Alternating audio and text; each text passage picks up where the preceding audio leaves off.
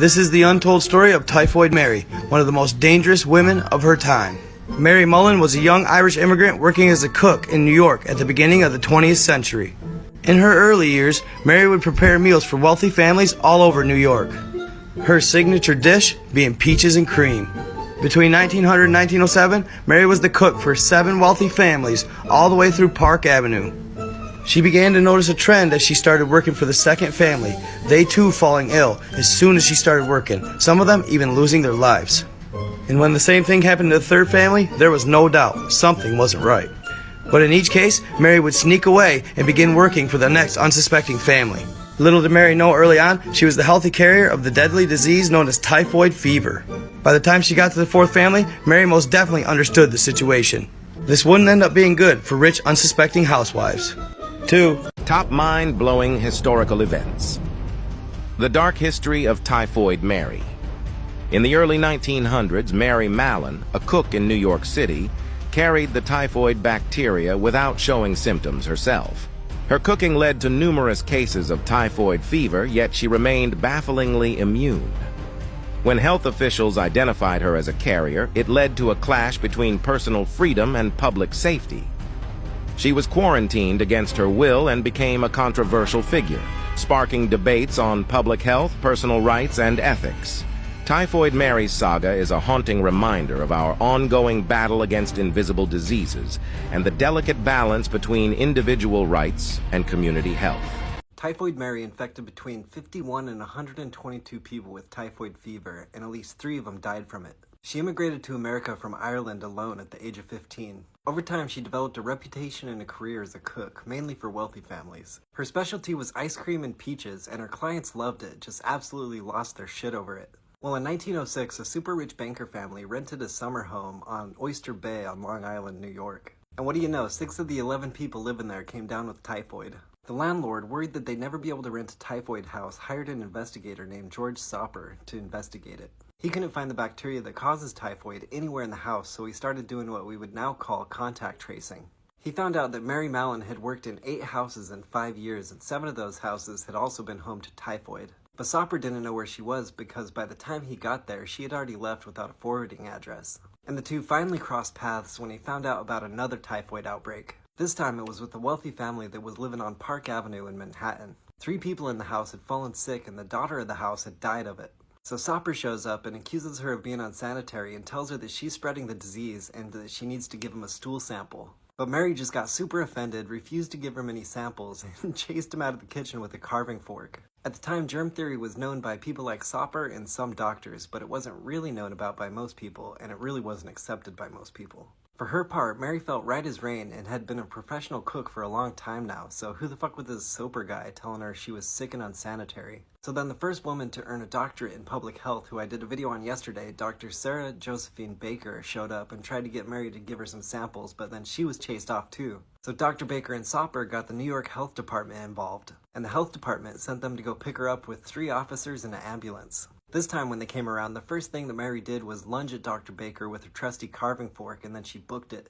And after looking for her for 3 hours, they finally found her hiding in a closet in an adjacent house. So she was taken to a quarantine island called North Brother Island off the Bronx and was held there for 3 years without trial and underwent some crazy experiments. They found buttloads of typhoid in her poop, and she admitted she almost never washed her hands. But she was finally released and signed an affidavit saying that she would change professions and would take precautions against infecting people. But she just went out and started cooking again. And when 25 people at the Sloan Hospital for Women got sick and 2 of them died, Soper found out that she was there based on descriptions in her handwriting. So she got sent right back to North Brother Island. She lived out the rest of her life there, spending over 23 years in a private 1-story cottage. She was the first known case of an asymptomatic carrier of typhoid. But by the time she died, there were over 400 known cases of asymptomatic carriers of typhoid. Mary Mallon, known as Typhoid Mary, infected 53 people with typhoid fever, 3 of whom died. She was the first person in the US to be identified as asymptomatic of the disease. Mary Mallon, an asymptomatic carrier of typhoid fever in the early 1900s, spread the disease without displaying symptoms, complicating efforts to identify her as the source of outbreaks. Renowned for her cooking skills, Mary Mallon inadvertently transmitted typhoid fever to numerous individuals, due to poor hygiene practices while working as a cook for affluent families. Identified as the cause of multiple typhoid outbreaks, Mary Mallon faced 26 years of isolation on North Brother Island in New York City. Despite objections, authorities considered her a public health threat, aiming to prevent further disease transmission. Mary Mallon, also known as Typhoid Mary, is a chilling figure in urban legend and public health history. In the early 1900s, she was an asymptomatic carrier of typhoid fever, unknowingly spreading the disease to others as a cook. Despite being quarantined multiple times, she resisted isolation and continued to work, leading to numerous infections and several deaths. The legend of Typhoid Mary highlights themes of fear surrounding disease, the consequences of individual actions on public health, and the moral dilemmas of isolation versus personal freedom. Story evokes a haunting image of a woman who, through no fault of her own, became a vessel of death in a time of medical ignorance, leaving a legacy of fear and tragedy. Please remember to like and follow if you enjoy daily horror stories and more, and also leave a comment. What urban legend or story do you want to hear next? I worked for many affluent families. I was clean, quiet, and kept to myself. You'd barely notice I was there. But somehow I was responsible for upwards of 50 deaths, although the real number is unknown. I became known as one of the deadliest cooks in America. Learn how I got the name Typhoid Mary. I am Mary Mallon, and this is my story. I was born in 1869, in one of the poorest parts of Ireland. Most young women here emigrated to other countries to work because there was nothing for them, which is what I also did when I was 15 in 1884. Who knew that a poor Irish girl looking for just a little taste of America would wreak so much havoc? I was the epitome of a perfect servant. I never used the front entrance. I never left the house without permission. I worked tirelessly for 14 hours a day and never complained, and I always spoke to my employers formally. I spent my years learning to cook, clean, and I moved frequently with impeccable references from house to house. There were roughly 2.3 million servants in America at this time, so finding work was not always easy, and many people disliked the Irish at this time. Because Ireland was so poorly, millions of refugees fled in the mid-1800s to the United States. Many people feared they would take jobs, or dry up the welfare budget, or spread disease. So there was a lot of job discrimination against us at first. The fleeing Irish also caused a lot of religious upheaval in America, between Catholics and Protestants, and they would call us derogatory names. Some people wouldn't even hire you based on your religious beliefs, or if you were or weren't a certain race. But luckily by 1906 this attitude was changing. Irish workers were praised and we got hired a lot more. Eventually I made my way to Oyster Bay, Long Island, a small beach town. I was a part of a servants agency, so when one of my employers, Mrs. Warren, called to find a servant, I was sent over. She was impressed with my resume, having worked for some of the most famous and richest families in Long Island. How could she pass me up? I made around $45 a month. That is around $1,180 today. This was much more than I would have earned with a middle-class family, so I always aimed high. I was 37 years old, no children, no family, and never sick a day. She didn't think it was suspicious that I never stayed longer than a year with a family, because that was normal for servants. She had no reason to suspect that I would change her life forever. I loved cooking. It was what I was good at. Even though there were now food processing type machines, like hand crank peelers, I did almost everything by hand. I also washed dishes, cleaned and swept the storeroom, and polished the stove every day. I was intelligent but non-communicative, but I was also known to have a temper, and I never talked much, and I never ever talked about myself or my past. I never talked to anyone about my employers, what happened in the house, stayed in the house. I had 11 people to cook for, including the Warren family and the servants. I was chained to the kitchen morning, noon, and night. These wealthy families would throw big soirees and dinner parties, and I had to do all the cooking for that on my own. Before breakfast every day, I was expected to clean the hall entrance and the dining room. I would line up all of my kitchen tools neatly and begin my day. There were no refrigerators or freezers. There was a porcelain-lined icebox that would be on the porch where a local iceman would deposit a large block for 5 cents. The ice could last for several days depending on the temperature. I was in charge of the kitchen. I was known for making delicious desserts, especially my specialty, homemade peach ice cream. One machine I was fond of was an ice cream maker. I would cut up fresh peaches and fold them in. This was served to the family and the servants. Everyone loved it. I served this in nearly every household I worked in. Little did they know that this would become the link between life and death. Welcome back to my story. There isn't much known about me besides a few documents like my place of birth, my parents, and a 6-page letter written in my hand. Many books have been written about me, and my name still rings through time, as you might have even heard the nickname I was so pleasantly graced with. Even the esteemed Anthony Bourdain wrote about me. My employers loved me and often took me on vacations with them. Children loved me, and I loved them. I always took care of the children in the household when they were sick. Mrs. Warren noticed that her daughter Margaret came down with a fever, headache, and diarrhea. Most likely she would have been given a remedy from a local pharmacy that was advertised in the paper and some castor oil, common at this time. As the days went on, she got worse and worse, spiking a fever of 105 degrees which caused delirium. The maids worked tirelessly to try and bring her fever down, but her lingering cough grew deeper. The diarrhea became bloody. The maids stripped the bed after each bout and cleaned the sheets thoroughly as they were scrubbed and hung to dry. But they knew it was bad when the telltale skin rash appeared. When a doctor was sent for, he diagnosed her with typhoid fever, a highly contagious, deadly intestinal disease that killed 1 out of every 5 victims. There was no immunization for this yet.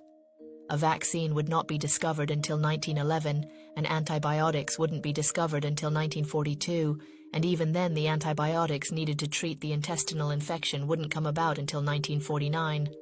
All they could do is try to make Margaret comfortable while they hoped and prayed. If she lived, she would develop a natural immunity. Within the same week, 5 more people fell ill.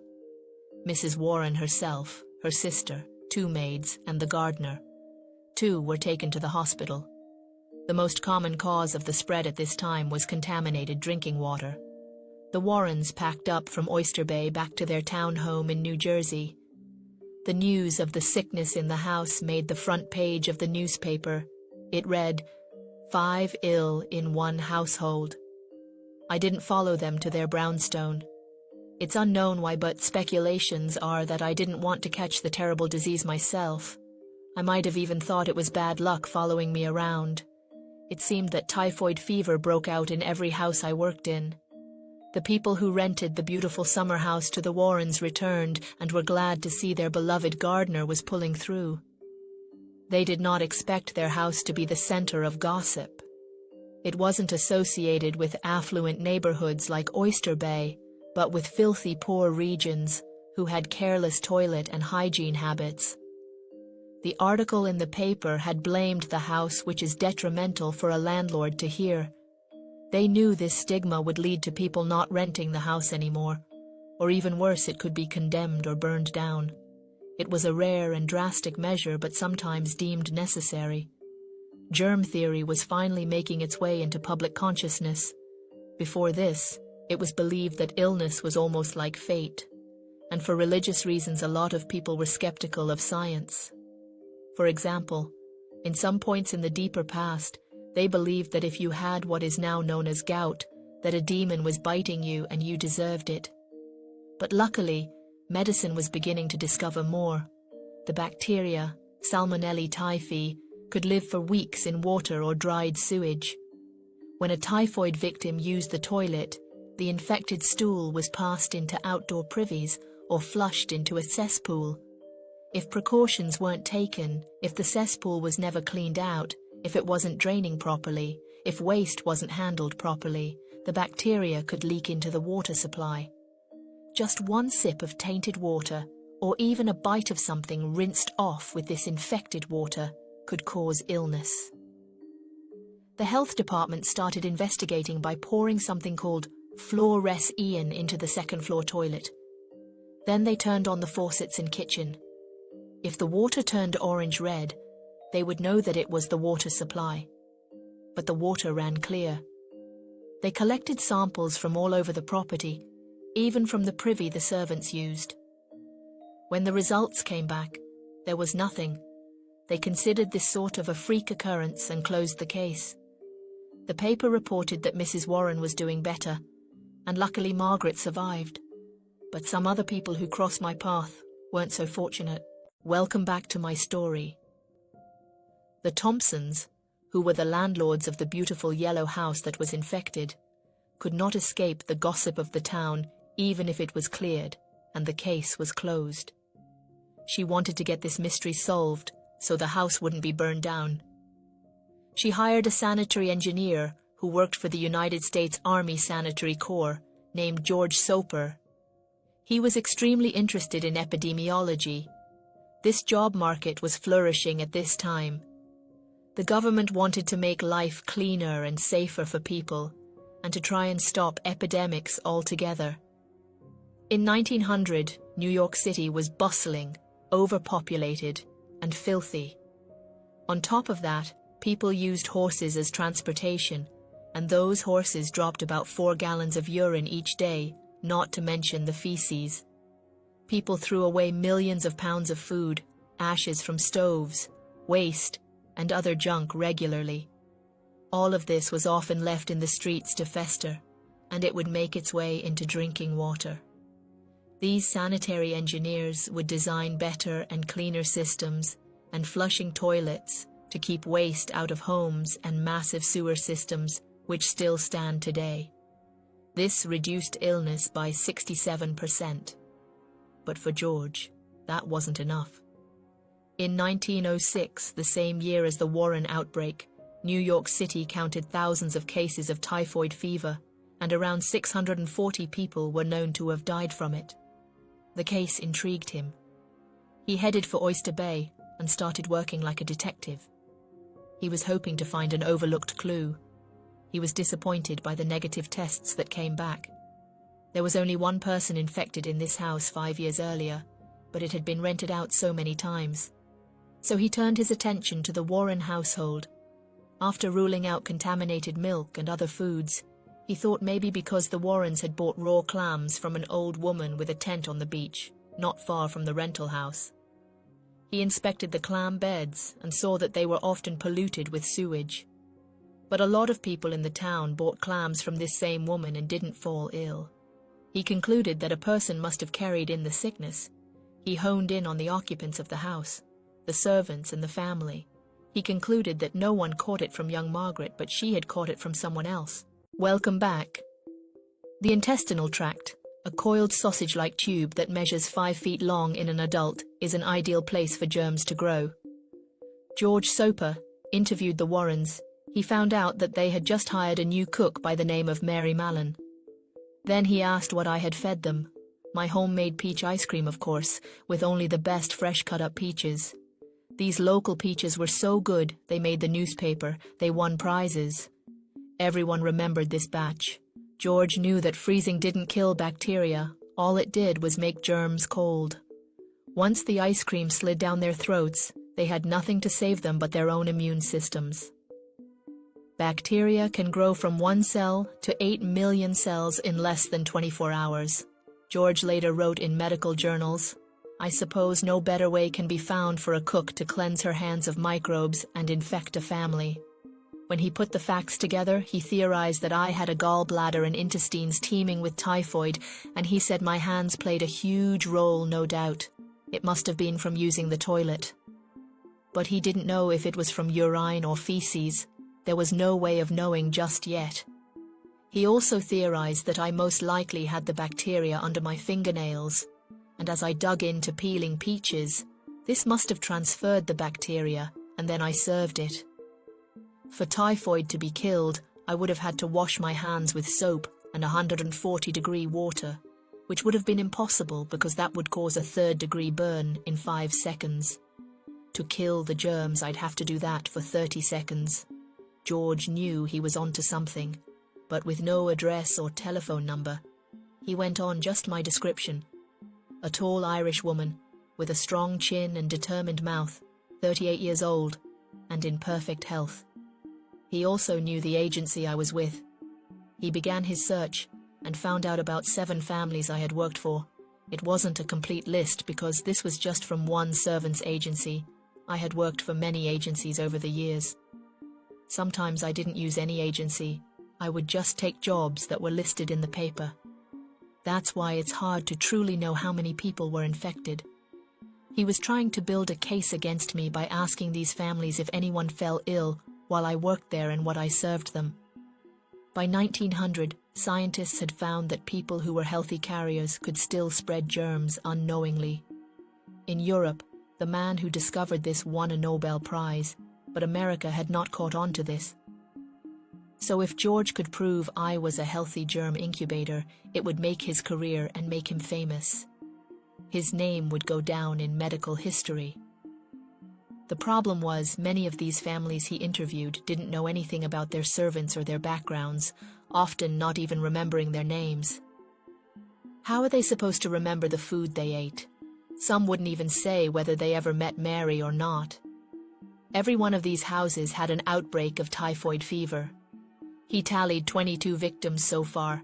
In one instance, when 9 people were infected and there was no one left to care for the sick, I pitched right in to help care for them.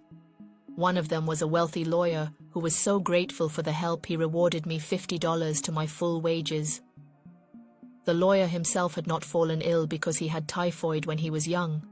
I left soon after every case of an outbreak, disappearing like a ghost in the night. No one would ever suspect me. Until that moment. Welcome back. I was found working for a family named the Bowens. I had started here several weeks after leaving Oyster Bay. But it was too late. Typhoid had already struck this house, and their only child, their 21-year-old daughter, was dying of it. She would become the first officially known fatality. George Soper was worried that given the right conditions, I could be the cause of an epidemic. He paid me a visit in the kitchen of the Bowens townhouse. He thought maybe once I understood that I was a carrier of the deadly sickness that I would want medical help in some way.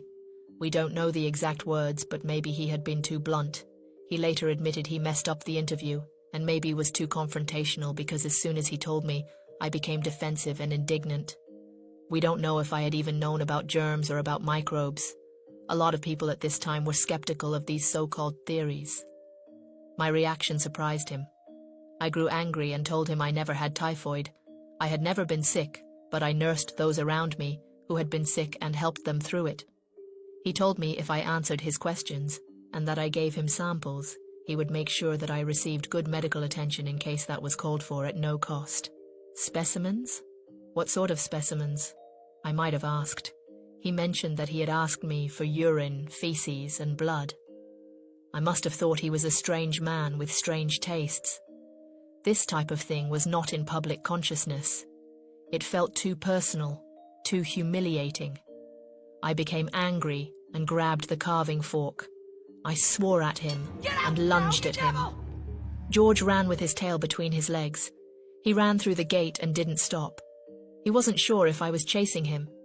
He was a small man with a slender build. He described me as strong, tall, and athletic, but a little overweight. I prided myself on my strength. He said that my behavior shocked him. In his worldview, no proper woman would act the way she did. The dominant social view at this time was that a woman should be proper, pure, submissive, and domestic. I did not fit this ideal. I was strong, tough, and I swore. He wrote that I was more like a man than a woman.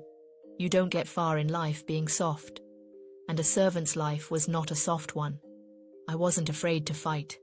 I had crossed the Atlantic alone when I was just a girl. When my aunt and uncle died, I fended for myself without a friend in the world. I did hard jobs to work my way up to cook, which was the best paying position. I needed my job. I wasn't going to let some small man threaten my way of life. To George, I was unreasonable. He thought he would find someone like him, who would want to know how to stop the sickness from spreading. He wanted to save me. I didn't consider myself a damsel in distress. He thought I should be grateful. He wasn't about to give up. He didn't want people to die. Unfortunately, all the evidence was circumstantial. He couldn't prove that I had caused the outbreaks directly. The fact that I had escaped the illness was not enough. He was convinced it was me. He didn't even need the specimens. But he was wrong. He did need the specimens. Getting me to cooperate wouldn't be easy. He didn't have the power to force me to comply. Only the Department of Health could. He found out where I lived. We don't know how he found this out. He might have followed me home. He found that I was spending my evenings with a disreputable police officer who lived on the top floor and spent his days drinking at the saloon. George Soper's opinion of me was low. George had decided to change his approach and be softer with me next time. He brought a doctor by to see me. After walking 39 blocks from my job, I was angry to be presented with this man accusing me of killing people. I ranted and swore. How dare he think I'd ever have any disease? I'd never made anyone sick. I was in complete denial. I certainly wouldn't be giving any specimens to these strangers. Typhoid fever could have come from anywhere. There were 4,000 cases and 740 deaths that year alone. Why should I be blamed when the disease was rampant throughout the city? I told them how grateful my employers were for helping while people were sick. How could I understand the science of it? Most people at this time didn't believe in germs or microscopic organisms. Why would I? Many people thought disease was caused by immoral behavior. We don't know why I didn't trust them, but I was definitely offended. A majority of Americans today trust their doctors, but not many trust scientists. Back then, they thought scientists were almost as bad as fake psychics. Even today, some people believe in myths about sickness. I threw things and swore at them. I thought that would be the last time I saw them. I never spoke of the incident.